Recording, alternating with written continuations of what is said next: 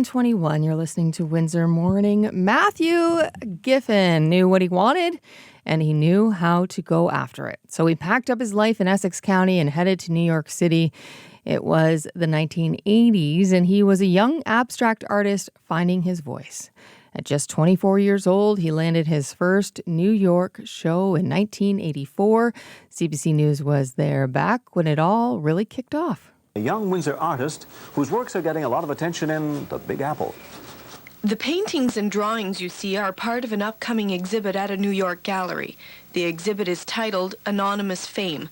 That title becomes more meaningful once you meet the artist of these works, 24-year-old Matt Giffin.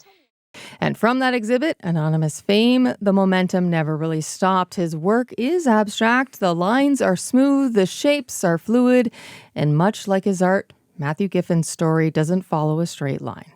Now, more than 4 decades later, we've invited him to reflect on his journey now that he has a 15-piece exhibit at the gallery at Brewery Park in Detroit until March 2nd.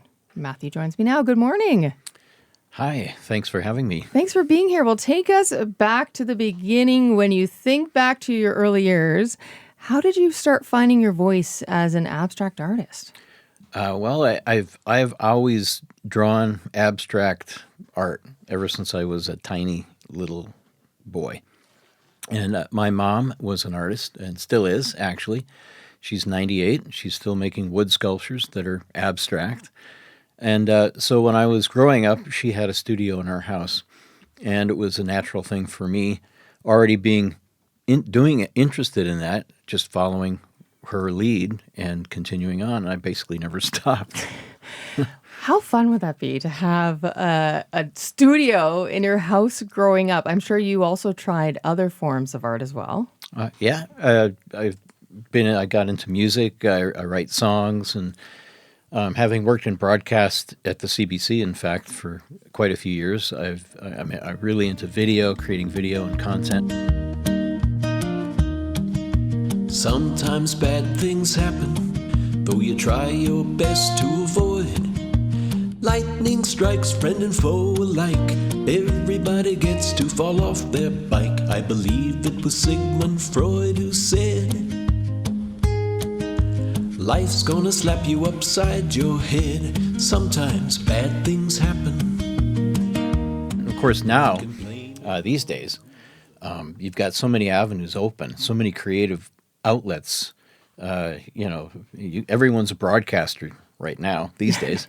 So you've got all these avenues to express yourself. So that opens up possibilities. And art's all about that. It's all about exploring possibilities. So I walk through that door. Yeah, you've been exhibiting your work for more than 40 years. I'm wondering how that experience has changed over the years. If you think back to the first time you did this back in the 80s to now, how has that process changed? Back in the day, the way you would promote yourself, let's say, would be to have a photographer come and take photographs of your work at great expense and create slides and transparencies and then bring them to the gallery physically and talk to them. And now, of course, you can have a website and, like I was saying, video, and there's so many different avenues. So in some respects, it's much easier. And in other respects, it's because there's so many voices out there creating content, it is actually harder to stand out. So, and what that basically does is it sort of kicks you into, what can I do in order to stand out? Yeah, it's definitely a different mind shift. If you think back to the 80s, you said New York was where you needed to be physically to do this. Yeah. Where would you need to be now? It seems online is where you need to be. Definitely. There's no question online is where you need to be. And it does free, more people are working remotely in every type of endeavor, including the arts. And back in those days, like when I moved to New York, it was very exciting. People from all over the world would move to New York. So, you had friends that were actors and writers and every kind of art form. And it may still be that way. I don't know. But it's frankly so expensive to live in New York that it's hard for people starting a career in the arts to be in New York. How long did you stay there before you came back? I was there for 13 years, and then I moved to Toronto. How expensive was it then? In New York. Yeah. Well, I mean, I had a studio in Washington Heights that was a 6-room apartment. It was huge, and it was $500 a month. Wow. Could you imagine?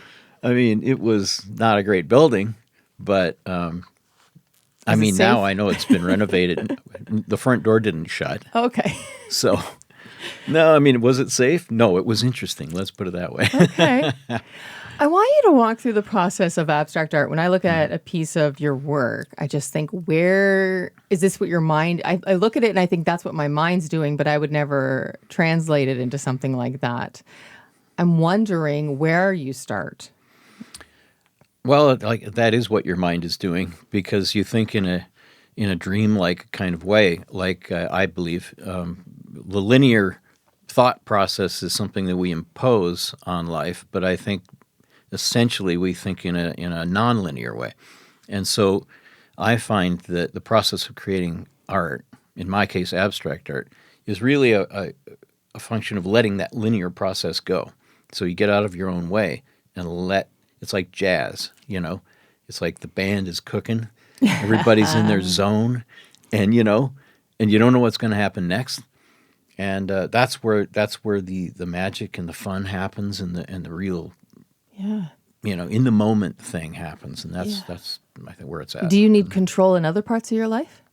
Or are you a let it go kind of guy? For a long time, I felt like I needed to keep parts of myself separated from each other. The part of me that does artwork was separate from the part of me that does business. The musical part of me was separate from the part of me that likes to work in real estate. But I've decided recently I'm going to bring them all together, because the basic truth is everything in life is a creative endeavor, and this is what life is. Yeah, you do have to tend to to that linear aspect for sure.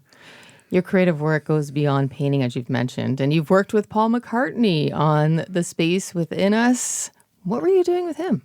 Well, I had gone back to New York. This opportunity. It was after I'd worked at the CBC as an art director for a number of years, so I was into that broadcast design mentality. So, I made a website. I was contacted by the producer. I followed one thing after another, which is, again, like painting. There's no linear process by which I could have said, I want to work with Paul McCartney. Yeah. It's something you create an opportunity, you put forth a potential, and then something comes up, and then you follow that. And it turned out to be this particular project. I do these combinations of vibrations like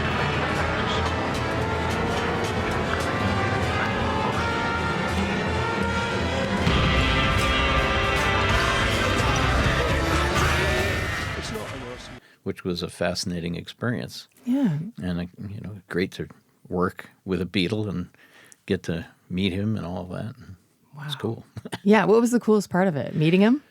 Oh, that was pretty cool. Yeah. Having him be on my laptop and looking at himself singing a Beatles song and singing along with it, that's when it kind of hit me. It was like, that's Paul McCartney. And this was back in 2006? Yeah. Wow. Okay, what can people see in Detroit with your exhibit? Well, it's a show of 15 relatively recent paintings, some of which were just done. And like I said, they're all abstract. Some of them are very abstract. Some of them are more storytelling. There are figurative aspects in there. Some of my work is very flowing, and others is more geometric. But the main thing is bring your imagination, because that's what the work invites you to do. The whole thing is about exploring potential, and that's what abstract, and that's what my art, at least how I consider it, is. I invite everyone in Windsor and Canada and the world to come and see my work and use their imagination and have a good time doing it. This was great. The time is short once you got in here. Thank you so much for coming in, Matthew. I appreciate it. Thank you. Appreciate Matthew Giffin now splits his time between Ridgetown and Tecumseh. His latest exhibition is on display at the gallery at Brewery Park in Detroit. It's there until March 2nd. And you can check out his work by going to his website. It's matthewgiffin.com. It's Giffin, not Griffin. No R in that name. And he joins us here in our studio. We're coming up to our 7:30 news.